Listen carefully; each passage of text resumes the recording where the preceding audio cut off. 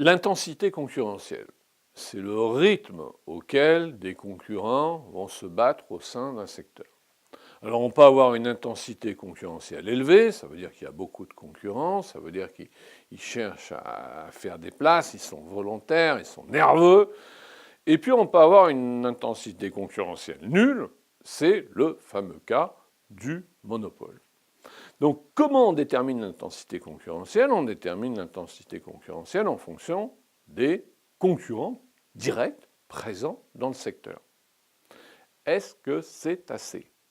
Eh bien la réponse c'est non.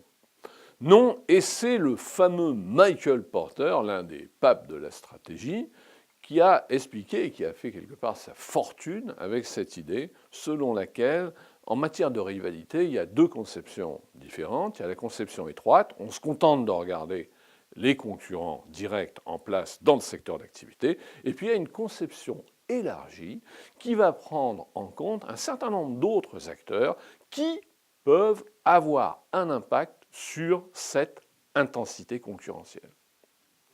La première force qu'il faut regarder, c'est la menace de nouveaux entrants. Soyons clairs, ce qui s'est passé en Chine depuis 35 ans, c'est tout bonnement étonnant.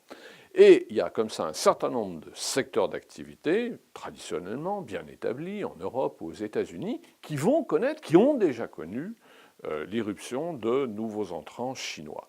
Et ça, bien sûr, on le comprend, ça va avoir un impact sur l'intensité concurrentielle. La deuxième catégorie de force à considérer, c'est le pouvoir des fournisseurs. Et puis la troisième, parce que ça s'apparente pas mal, c'est le pouvoir des clients. Donc là, il faut regarder quelle est la structure du secteur en aval et quelle est la structure du secteur en amont.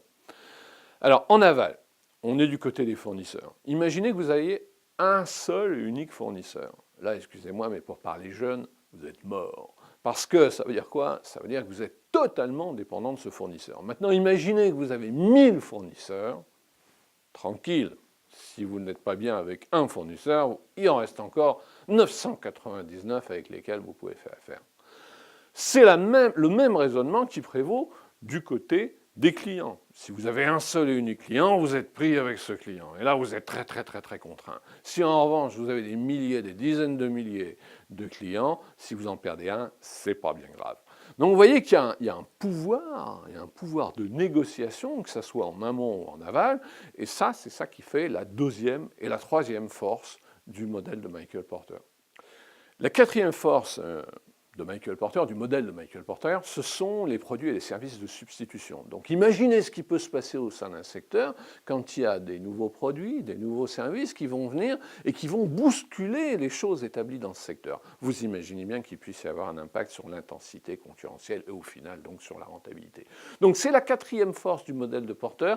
La cinquième, c'est quoi? Ce sont les concurrents directs. On aurait dû d'ailleurs la placer en tout premier puisque ces concurrents directs, c'est le tout début de notre analyse où on a, comme on l'a fait précédemment, listé les concurrents et listé les axes de rivalité sur lesquels ceux-ci se disputent.